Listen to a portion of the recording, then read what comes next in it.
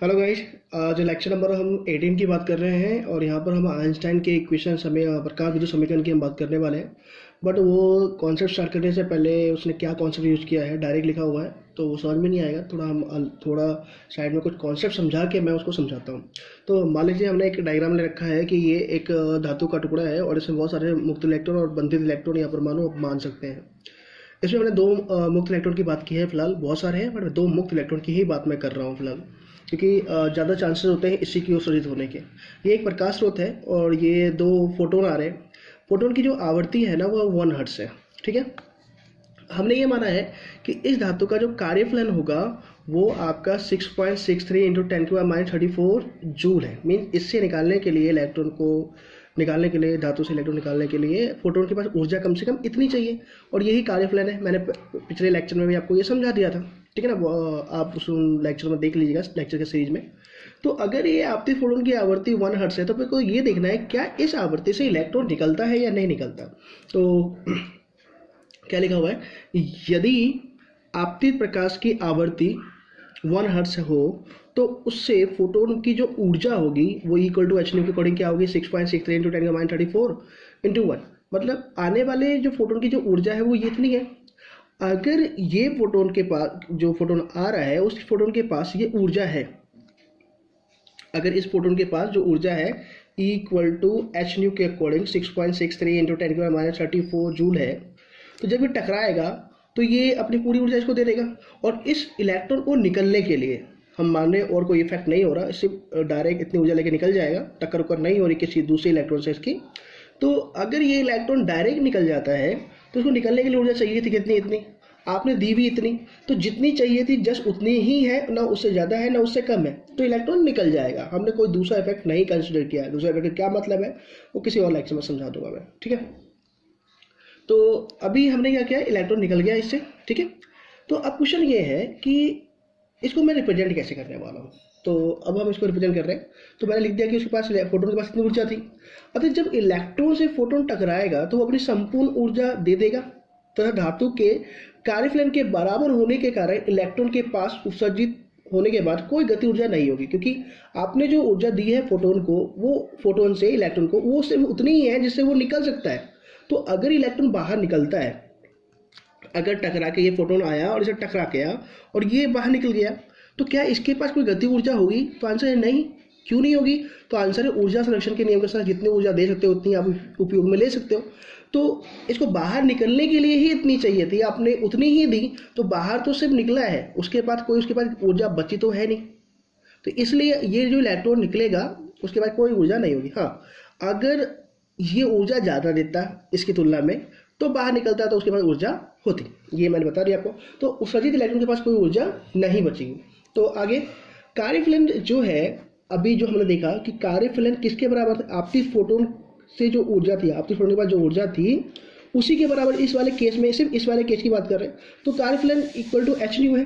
तो कार्यफलन इतना था, आपने ऊर्जा भी इतनी ही दी है, दोनों बराबर था, इसलिए उत्सर्जित इलेक्ट्रॉन में कोई गति ऊर्जा नहीं बचेगी। बट यहाँ से एक कॉन्सेप्ट आप सीख सकते हैं, वो ये है कि कार्यफलन को आप एच न्यू के फॉर्म में भी लिख सकते हो, क्योंकि कार्यफलन एक ऊर्जा है और ऊर्जा होने के कारण वो एच न्यू के बराबर होता है। जैसे कि ऊर्जा ईवी नॉट में भी लिखते हैं, वो विभव के फॉर्म में होता है, ऊर्जा आवृत्ति के फॉर्म में भी लिख सकते हैं, तो हम कई सारे फॉर्म में लिख सकते हैं। तो हमने यहाँ पे कार्यफलन को किसके फॉर्म में लिखना चाहे, एच न्यू के फॉर्म में लिखना चाहिए, और यही आइंस्टीन में यूज होने वाला है। जहाँ भी कार्यफलन लिखोगे वहाँ पे एच न्यू होगा, बट ध्यान रखना है एच न्यू क्या होगा, तो एच न्यू वो न्यूनतम ऊर्जा होगी जो कार्यफलन के बराबर होगी। आगे देखते हैं क्या लिखा हुआ है। कार्यफलन को हम एच न्यू के रूप में लिख सकते हैं। इस न्यू को दहलीय आवृत्ति कहते हैं। किस न्यू को? वो न्यूनतम आवृत्ति। जैसे कि यहाँ पर कितनी न्यूनतम आवृत्ति है, 1 हर्ट्ज। अगर आप इससे कम आवृत्ति आप डालते हो तो फोटोन नहीं निकलेगा। अगर मैं 0.5 हर्ट्ज करता हूँ तो यहाँ से फोटोन नहीं निकलेगा, ये मैंने पिछले लेक्चर में बता चुका हूँ, ठीक है। ओके, तो ये जो है ना, इसे हम बोलते हैं दहलीय आवृत्ति। तो कार्यफलन को हमेशा दहलीय आवृत्ति के फॉर्म में लिखा जाता है और उसको लिखा जाता है H new not. New not क्या है कि न्यूनतम कितनी आवृत्ति की जरूरत होगी जब वो फोटोन आएगा और टकराएगा तो उसे उत्सर्जित कर देगा, ठीक है। सेकंड केस देखिए, अगर मैंने मान लिया कि ये वही दो इलेक्ट्रॉन 3 इलेक्ट्रॉन मान लो आप, और यहाँ पर मैंने क्या किया, एक प्रकाश स्रोत लिया, उस प्रकाश स्रोत की आवृत्ति है 2 हर्ट्ज। तो अब ये टकराएगा तो ये ऊर्जा कितनी देगा? तो आंसर है इस बार जो और कार्य प्लान हम धातु की वही मार रहे हैं कि 6.63 इंटू 10⁻34 जूल, और इसको मैं क्या लिख सकता हूँ, एच न्यू नॉट। मैंने बोला कि ऊर्जा को हम एच न्यू के फॉर्म में, कार्य प्लान को हम एच न्यू के फॉर्म में लिख सकते हैं, बट ये न्यूनतम ऊर्जा है इसलिए न्यूनतम आवृत्ति लिखेंगे। कार्य प्लान कौन सी ऊर्जा होती है, न्यूनतम ऊर्जा जो इलेक्ट्रॉन को जरूरत होती है निकलने के लिए, और न्यूनतम ऊर्जा है तो न्यूनतम आवृत्ति लिखेंगे, और उस आवृत्ति को बोलते हैं दहलीय आवृत्ति, राइट। तो आपतित प्रोटॉन की ऊर्जा इस बार कितनी है, तो एच की जगह वही वैल्यू 6.63 इंटू 10⁻34। आवृत्ति कितनी है इस बार, तो आवृत्ति इस बार 2 हर्ट्ज है। तो 2 हर्ट्ज होने के कारण इस बार फोटोन की जो ऊर्जा होगी वो होगी 6.63 इंटू 10⁻34 इंटू 2। तो कितनी ऊर्जा होगी फोटोन की, 13.26 इंटू 10⁻34 जूल। तो इस इलेक्ट्रॉन को निकलने के लिए कितनी ऊर्जा चाहिए थी, 6.63 इंटू 10⁻34। आपने दी कितनी है, 13.26 इंटू 10⁻34। तो आपने ज़्यादा ऊर्जा दी है जितनी जरूरत थी, तो आपने इतनी ऊर्जा दी, तो निकलने के लिए जरूरत थी कितनी, इतनी थी, आपने दी इतनी है, तो वो निकल तो जाएगा बट उसके पास और ऊर्जा बच गई। याद रखिए फोटोन जैसे टकराएगा इलेक्ट्रॉन को अपनी सारी की सारी एनर्जी दे देता है उसको, तो इससे तो पूरी एनर्जी दे दी। तो इसके पास जो एनर्जी थी उसने क्या किया, उसका कुछ पार्ट, कितना पार्ट, इतना पार्ट उपयोग में लिया, क्या करने के लिए, बाहर निकलने के लिए। बट अभी भी उसके पास इसमें से कुछ तो एनर्जी बची है, और वो जब बाहर जाएगा तो उस एनर्जी से वो गति करेगा, और उस गति के अनुसार उसके पास एक वे होगा। तो कॉन्सेप्ट यही है कि यदि आप जो ऊर्जा दे रहे हो फोटोन के थ्रू, तो वो ऊर्जा कार्यफलन से ज़्यादा है, तो जब इलेक्ट्रॉन निकलेगा तो उसके पास गति ऊर्जा भी बचेगी, राइट ना। अब मैं इसको किस फॉर्म में लिखता हूँ वो देखिए आप एक बार। तो इस फॉर्म को देखिए आप, क्या लिखा है मैंने कि ये है उत्सर्जित इलेक्ट्रॉन की ऊर्जा कितनी होगी, तो आपतित फोटोन की ऊर्जा और कार्यफलन। जो इलेक्ट्रॉन को चाहिए था वो तो है कार्यफलन, इलेक्ट्रॉन को फोटोन ने दिया कितना, इतना, तो अब मैं क्या लिख सकता हूँ, तो मिला कितना फोटोन के थ्रू, इतना, चाहिए कितना था बाहर निकलने के, इतना। इसको मैं क्या लिख सकता हूँ, एच न्यू। इस वाले को जो फोटोन आई है उसकी आवृत्ति कितनी है, न्यू है, तो उसकी कुल ऊर्जा एच न्यू हो गई। ये कार्यफलन है, तो कार्यफलन को मैंने क्या बोला, मैं एच न्यू के फॉर्म में लिख सकता हूँ, और ये कब बनेगा, जब न्यू नोट की वैल्यू होगी 1 हर्ट्ज, तो मैंने इसको एच न्यू के फॉर्म में लिख दिया है। तो याद रखिए कभी भी आपको, जब भी आप देखोगे ना, तो कार्यफलन हमेशा एच न्यू नोट के फॉर्म में लिखा हुआ मिलेगा, कि हम ऊर्जा को एच न्यू के फॉर्म में लिख रहे हैं, क्योंकि आपतित को हम एच न्यू के फॉर्म में लिख रहे हैं, तो कार्यफलन को भी हमें एच के फॉर्म में ही लिखना पड़ेगा, तो हम वहाँ पे एच न्यू नोट लिख रहे हैं। और ये कौन सी आवृत्ति है, दहलीय आवृत्ति होती है, ठीक है। तो कितनी ऊर्जा में दोनों को माइनस किया तो ये ऊर्जा बच गई, मतलब इलेक्ट्रॉन जो निकलेगा उसके पास ये गति ऊर्जा होगी। बट यहाँ पर इन टॉपिक को समझाने का सिर्फ 2 ही रीजन था मेरा। एक चीज ये कि आपतित प्रकाश के ऊर्जा आप एच न्यू के फॉर्म में लिख रहे हो, तो कार्यफलन को भी आप एच न्यू के फॉर्म में ही लिखना पड़ेगा, क्योंकि इक्वेशन हम जब बनाएंगे तो एक ही फॉर्म होना चाहिए, राइट। तो हम ये लिख रहे हैं, तो ये हमारा फॉर्म है, ठीक है, आपतित, और ये दहलीय आवृत्ति है, कौन सी, न्यू नॉट, क्योंकि ये कार्यफलन है, तो कार्यफलन न्यूनतम ऊर्जा होती है, तो उसमें जो आवृत्ति होगी वो न्यूनतम आवृत्ति होती है। तो ये न्यूनतम आवृत्ति, और न्यूनतम आवृत्ति को हम बोलते हैं दहलीय आवृत्ति। ये काफ़ी इंपॉर्टेंट चीज़ है। इसी के कॉन्सेप्ट बेस पर आइंस्टीन ने क्या समझाया वो हम बात करते हैं। तो आइंस्टीन का प्रकाश विद्युत समीकरण के कॉन्सेप्ट क्या है वो देखिए।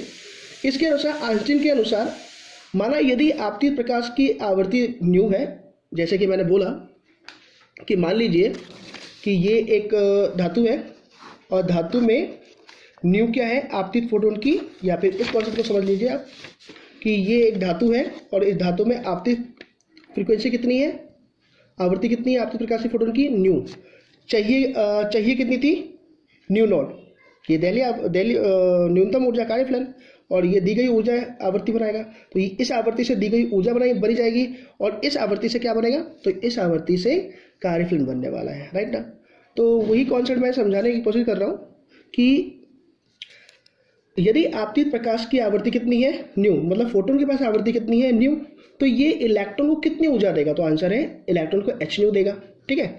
अब जो ऊर्जा दी है उस ऊर्जा का 2 पार्ट बन जाएंगे। पहला पार्ट क्या करेगा, पहला पार्ट करेगा फोटोन को कुछ ऊर्जा कार्यफलन के बराबर इलेक्ट्रॉन को उत्सर्जन में उपयोग में आता है। मीन्स जो भी आप ऊर्जा दोगे, जैसे एग्जाम्पल ये धातु है और आपने इसको ऊर्जा दी, तो ये पूरा ऊर्जा तो लेगा, बट इस ऊर्जा के 2 काम करेगा, एक बाहर निकलने के लिए, और दूसरा बाहर जब जाएगा तो जब वो गति करेगा तो उसके पास भी गति ऊर्जा होती है, तो वो 2 कार्य करता है। तो पहला जो अपने फोटोन के थ्रू जो ऊर्जा दी है उस ऊर्जा का 2 पार्ट होंगे। पहला पार्ट इलेक्ट्रॉन को बाहर निकलने के लिए, तो उस ऊर्जा को बोलते हैं कार्यफलन। और जब वो बाहर निकलेगा और उसके पास अभी भी ऊर्जा बचेगी तो वो ऊर्जा उसकी गतिज ऊर्जा का काम करेगी, उसकी गति को प्रदान करने का काम करेगी। तो ये दो ही काम है, बाकी ऊर्जा उत्सर्जित इलेक्ट्रॉनिक गति ऊर्जा बनाता है। ठीक है, तो आप शॉर्टकट में देखें तो यदि आपतित प्रोटॉन की ऊर्जा कितनी है, आवर्ती न्यू थी, तो E = h/न्यू।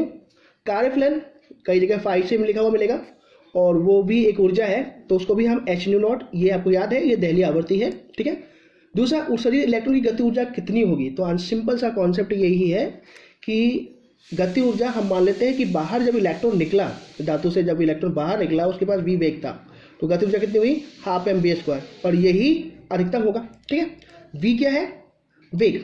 याद रखिए कि ये v इलेक्ट्रॉन का वेग है, बट मैं यहाँ पर मैक्सिमम लिख रहा हूँ। इसका रीजन क्या मैं आपको समझाऊंगा कि इलेक्ट्रॉन के पास अधिकतम ऊर्जा रीजन है, क्या कारण है, उसको मैं एक लेक्चर बनाकर दिखाऊंगा। कई बुक में आपको ये मैक्सिमम लिखा हुआ मिलेगा लेकिन रीजन नहीं बताई जाती है, तो मैं आपको डिस्कशन करूंगा बट बाद में।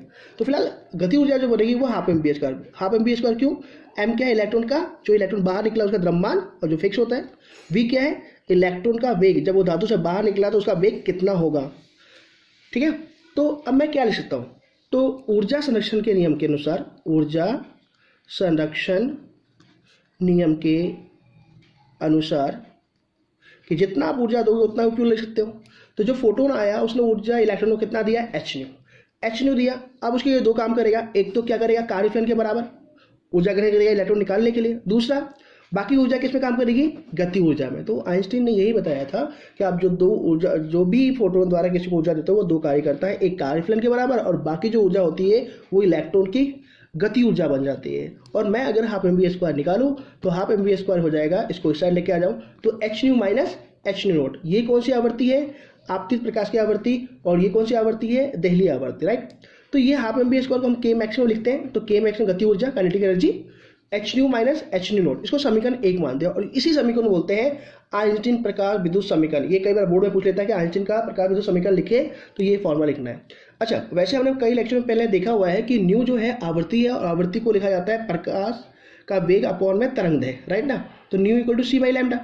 तो अगर ये न्यू है तो c/λ, अगर ये न्यू नॉट है तो c/λ0। ये दहली तरंग है, न्यू नॉट दहली आवृत्ति, λ0 दहली तरंग है। न्यू आपतित प्रकाश की आवृत्ति और लैम्डा आपतित प्रकाश के तरंग है। ठीक है, तो न्यू की वैल्यू c/λ और न्यू नॉट की वैल्यू c/λ0। फॉर्मूला ये मैंने लिख दिया है, और न्यू नॉट क्या हो जाएगा, c/λ0, राइट ना। यहाँ से मैं SC कॉमन ले सकता हूँ, तो 1/λ माइनस 1/λ0, इसको समीकरण 2 लिख लिया मैंने। तो दो समीकरण बन गए, समीकरण 1 और समीकरण 2, दोनों ही प्रकार की दो समीकरण कहलाई जा सकती है। आगे जो नेक्स्ट पॉइंट है हमारा वो देखिए। तो देखो, हमने एक चीज़ और भी पहले वाले लेक्चर में भी हमने एक बात की थी। वो बात क्या थी कि वो बात हमारी ये थी कि निरोधी विभव को भी हम गति ऊर्जा के फॉर्म में लिख सकते हैं कि निरोधी विभव से जो ऊर्जा बनेगी वो अधिकतम गति ऊर्जा के बराबर होता है।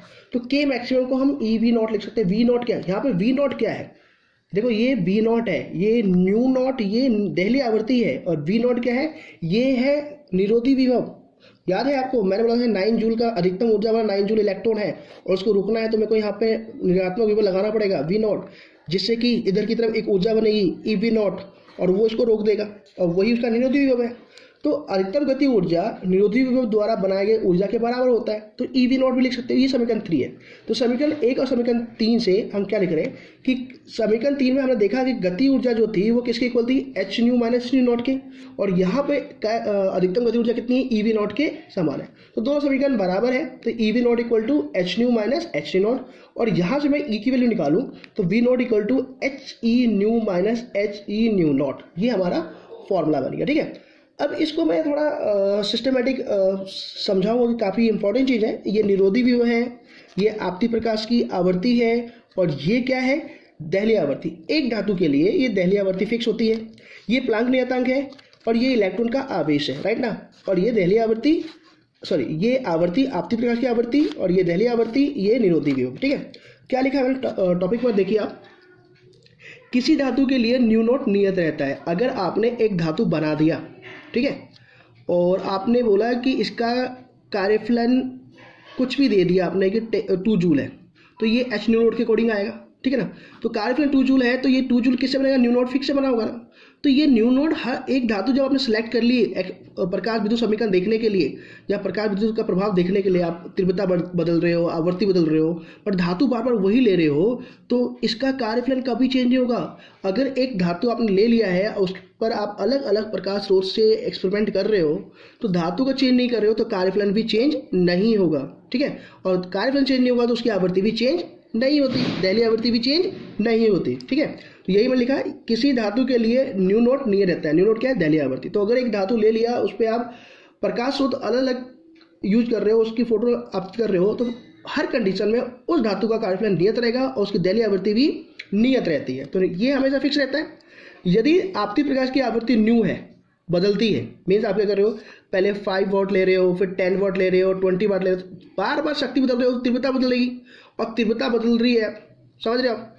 और आपने क्या किया, आवृत्ति भी बदल दी इसकी, कई बार 1 हर्ट्ज ले रहे हो, कभी 2 हर्ट्ज ले रहे हो, कभी 3 हर्ट्ज ले रहे हो, मतलब अलग अलग प्रकाश स्रोत ले रहे हो जिसकी आवृत्ति आप चेंज कर सकते हो। ये हम पे डिपेंड करता है कि हम जो प्रकाश स्रोत लेते हैं,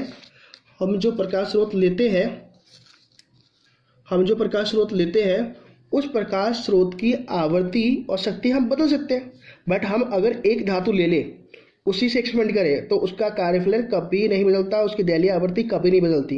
परंतु प्रकाश स्रोत आप जो ले रहे हो, उसकी आवृत्ति और शक्ति दोनों बदल सकते हो, ठीक है। तो अब क्वेश्चन क्या है कि यदि आपकी प्रकाश की आवृत्ति बदली जा रही है, मतलब जब आप 1 हर्ट्ज की प्रकाश ले रहे हो, 2 हर्ट्ज वाले ले रहे हो, 3 हर्ट्ज वाले ले रहे हो, तो आवृत्ति बदल रही है। अगर आवृत्ति बदलेगी तो क्या होगा, तो उत्सर्जित इलेक्ट्रॉन की गति ऊर्जा भी बदलती रहेगी, अतः निरोधी विभव भी बदलेगा। क्या मैंने बोला था पिछले लेक्चर में कि निरोधी विभव किस पर डिपेंड करता है, अधिकतम गतिज ऊर्जा वाले इलेक्ट्रॉन पर। और अधिकतम गति ऊर्जा वाला इलेक्ट्रॉन किस पर डिपेंड करता है, तो आंसर है आपतित प्रकाश या फोटोन की आवृत्ति पे।